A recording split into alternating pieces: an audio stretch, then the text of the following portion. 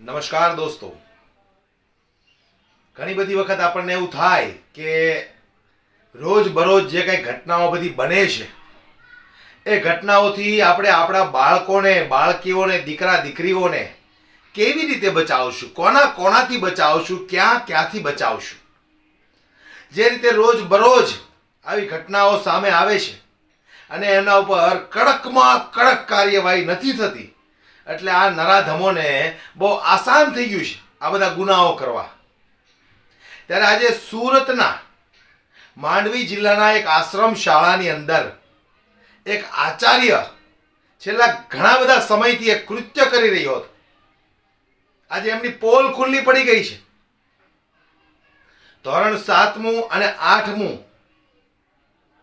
આ બંને વર્ગની જે દીકરીઓ છે એમને કોઈ કારણોસર ઓરડામાં બોલાવતો કે ભાઈ કામ છે, તમે આવો. ત્યાર પછી એકાદ બે દીકરીઓને અંદર રાખતો ને બાકી બધીને ત્યાંથી રવાના કરી દેતો અને એમની સાથે અડપલાઓ કરતો, છાતીના ભાગે હાથ ફેરવતો, એમનું શોષણ કરતો. વિચાર કરો તમે, આ આચાર્ય છે. આવા આચાર્ય હમણાં થોડા દિવસ પહેલા દાહોદની અંદર એક આચાર્યએ જે દુષ્કર્મ કર્યું હતું, ત્યાર પછી આવી ઘટના જે સામે આવી છે કે ભાઈ આ વિદ્યાર્થીનીઓને રૂમમાં બોલાવીને જે તે કામ સોંપતો અને એ કામના બહાને એમની સાથે અડપલાઓ કરતો. દીકરીઓ જ્યારે બાથરૂમમાં નાવા જતી હતી ત્યારે ચોરી છુપે ઊભો એમને નિહાળતો હતો, જોતો હતો.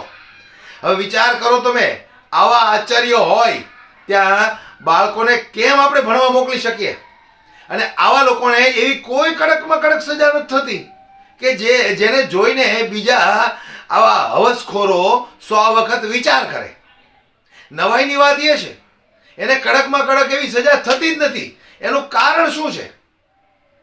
ત્યારે મારે પૂછવું છે આ સરકારને કે વારંવાર આવી ઘટનાઓ બને છે. એકાદ દાખલો તમે એવો બેસાડો કે આવી જે ઘટનાને અંજામ આપે છે જે નરાધમો, એ એક વખત આમ વિચારવા પડી જાય કે આવું આપણે નથી કરવું.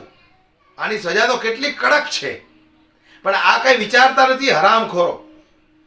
ત્યારે એક પછી એક એમના જે કઈ ભાંડો ફૂટ્યો, એ ભાંડો ફૂટવાનું મુખ્ય કારણ તો એ હતું કે ભાઈ ત્યાંના કોઈ સ્કૂલના જે પટ્ટાવાળા હોય એમણે ખૂબ મહેનત હિંમત કરી અને પોલીસ અધિકારીઓ સુધી આ વાત પહોંચાડી.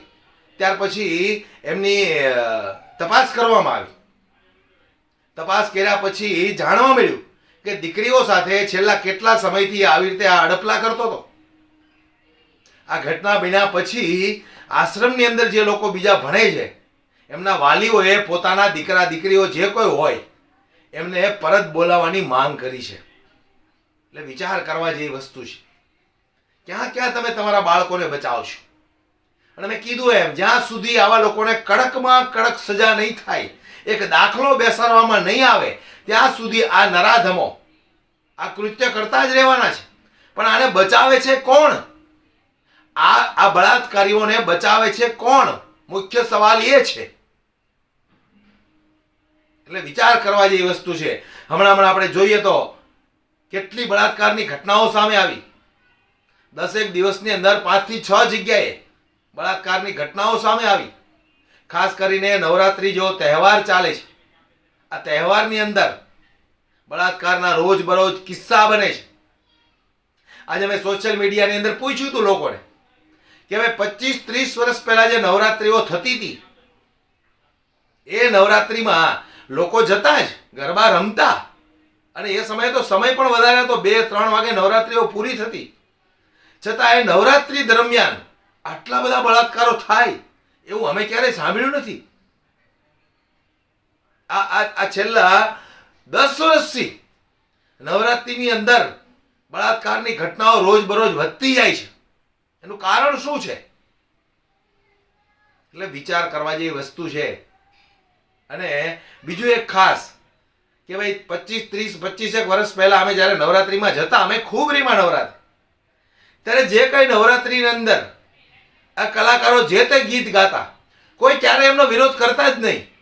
અને હવે નવો એક ટ્રેન્ડ ચાલ્યો છે કે ભાઈ માતાજીના ગરબામાં માતાજીનું જ ગીત ગાવાનું. જો ભૂલથી પણ કોઈ કલાકારે આ તે આડાવળું ગીત ગાઈ લીધું એટલે સમજો પતી ગયું. પણ આની પાછળનું કારણ શું છે?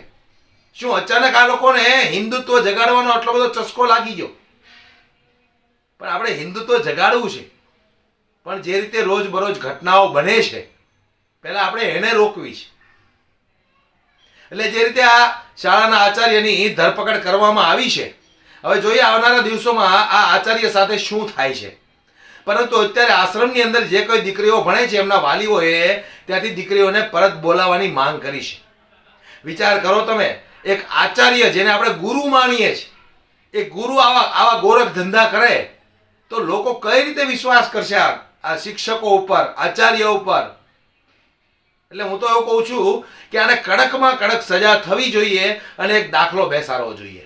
તમારું શું કહેવું છે મને કોમેન્ટ બોક્સમાં જરૂરથી જણાવજો દોસ્તો.